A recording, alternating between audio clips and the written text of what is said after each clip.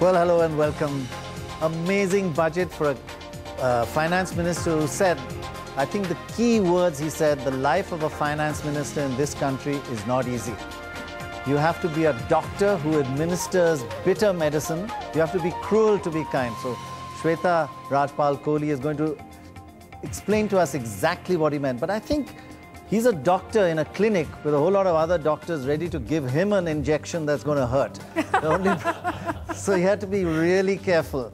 And Shweta, in many ways, nothing really that the opposition can say, roll back, we can't stand that. Well, we're not sure about that, Dr. Roy, because given that he's gone ahead and hiked both the excise and service tax, they're going to turn around and say, well, this is a budget that's clearly going to be a burden on the Aam Aadmi, which is like the favorite line. But let me actually start by quickly introducing the power-packed panel that we have with us to analyze the budget, to tell you what this budget has in store for you. With us here in studio, Vivek Mehra, from PricewaterhouseCoopers, PwC, well-known budget commentator, Dorab Sapariwala. We've got Madhav Dhar, managing partner of GTI Capital. Also with us, Vishal Malhotra from Ernst & Young. We've got Krishnamurthy Subramaniam from the Indian School of Business, Hyderabad.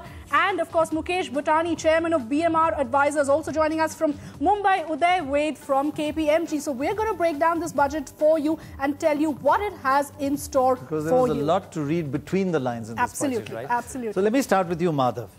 First reaction. Well, at the risk of complicating it, I would say you can look at it in three different ways. I think if you want to be generous, you would say it was a Hippocratic budget. Hippocratic. Which is first do no harm, which is the Hippocratic oath. That I don't think anything negative happened. If you want to be dire, you would say it was a Titanic budget, that all they did was tinker with the deck chairs on the Titanic without changing the direction of the ship. Whoops. And we know which way that headed. I think if you want to be realistic, you would say it was an athletic budget, and I would broadly say it was a swing and a miss. that the finance minister had a chance, I think an outside chance, a low expectation chance, but nonetheless a chance. I think sometimes we give too easy a pass to our politicians. We understand their compulsions too easily. That of course he could, but I don't know that. I mean, Nitish Kumar would say something different, Narendra Modi would say something different, Margaret Thatcher would have said something different. Anyway, that's a longer discussion.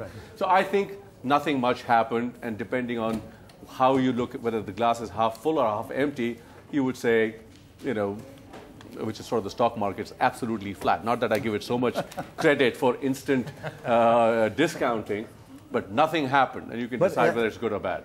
In the sea of all these numbers, we were discussing one big number which stands out, and that is the overall debt of India to GDP is just 45%. Is that significant? I think it's significant on a longer-term basis. I don't think it's significant for the moment of this budget. But in terms of, what does that make you feel about India? Listen, budgets can come and go. Wildly optimistic, despite what's happened in the last 12 months and all this soul-searching. I think India is never as good as it looks. It's never as bad as it looks. A year and a half, we were all talking about 9% growth and how it can go to 10, and India shining and chest thumping. Now we think the odds that we will do 7% is being debated.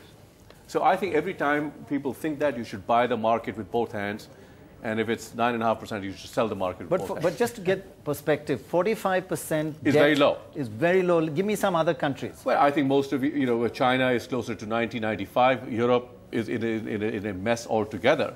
So I think I think that's very significant. Very significantly positive. I think this is worth checking, because I think 45.5% he mentioned a certain kind of debt. I don't think he was mentioning central government. The basic point is India's debt to GDP is on the much lower than other countries, and there's a lot of headroom there. But if you compare the countries that are sort of undergoing the crisis, right?